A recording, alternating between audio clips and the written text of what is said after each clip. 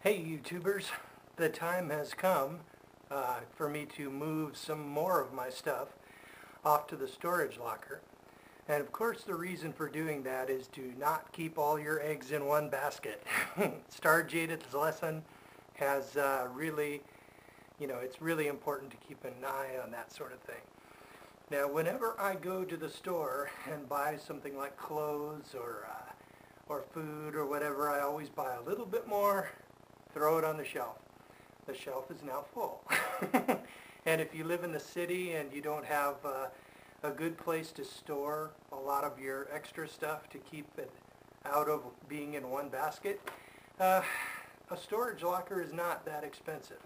I actually rent a 5 by 10 storage locker for, I think it's like $75 a month, something like that. It's enough, I won't even notice it. In fact, my recent raise that should take effect on this paycheck will pretty much compensate for that. But anyway, when I bought socks and underwear, you always buy another package and throw it on the shelf. You saw those paper towels. I basically contribute to evil in the world by buying my bulk items at Sam's Club, but the prices are good, and I just buy those big, huge blocks of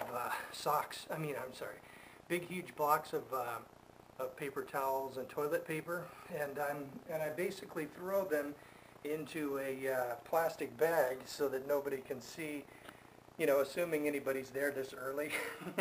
But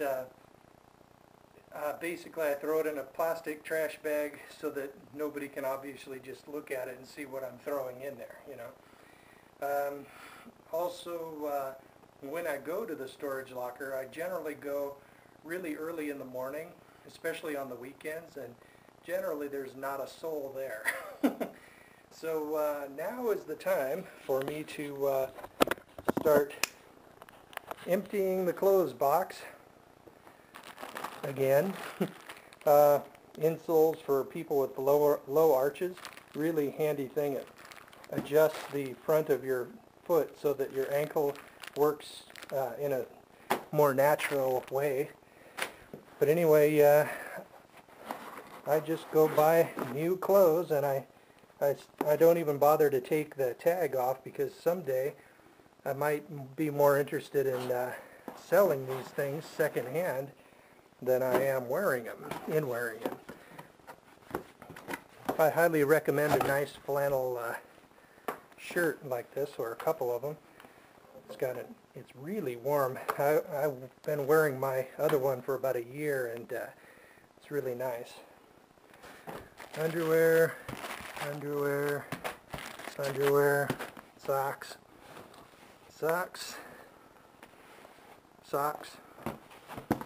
wool socks, really warm. Molly gear, a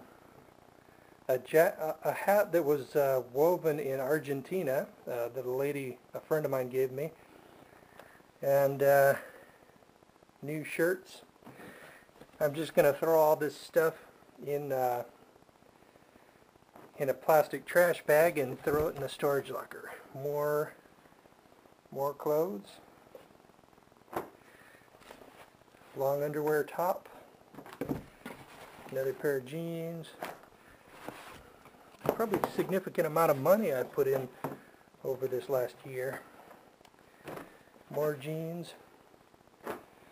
All of these jeans are my size, and when the bad times come, it's quite conceivable they'll be a little baggy on me, but they'll still function. So, oh, and inside this other bag here is a sleeping bag. Now, I'm just going to throw that in there as well. The object is to have enough stuff at that storage locker that I can sort of restart my life fairly well if disaster strikes and I lose my home, like through a fire or through an earthquake or any other number of problems. Well, let's see. Also, one thing I should mention, what I've also done was, do you know when you go to the DMV and get a new license. The older you get, the more of those old licenses you get, or temporary licenses. I've just been throwing them in the drawer, right? But it's a good idea to move those to a safe place as well, and save them, because if you lose everything, you might lose your wallet, and then you'll need some kind of ID, and most people will take an expired driver's license as ID, so that's an important thing to do too. What else am I doing? I'm also putting away precious metals, obviously.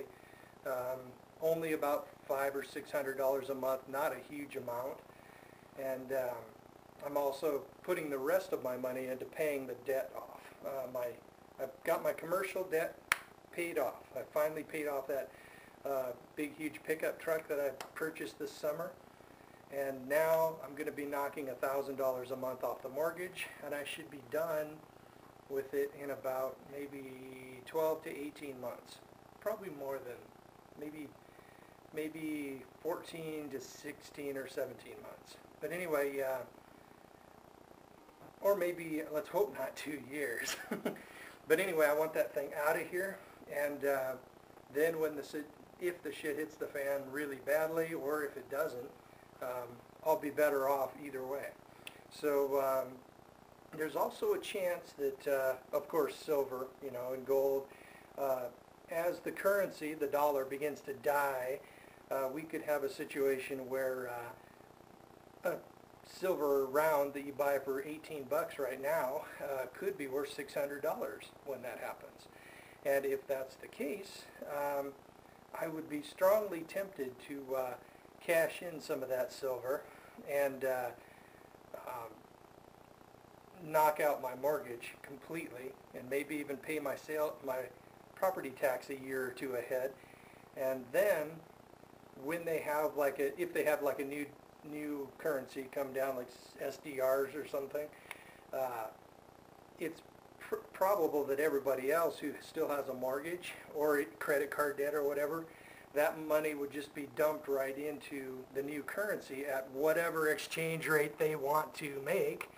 But if you happen to have all of your debts and your mortgage paid off, then they will probably not worry about you as much. They'll be busy sticking it to all the people who paid all their debts with the credit cards and whatnot. So that's what I'm going to do this morning. Let's see, anything else? While I'm there, I'm going to check the storage containers that I packed the rice into and use my food saver to pull the Mylar bags down to a vacuum. I'm going to check those and see if they still are maintaining their vacuum. Well, I think I better get with it later.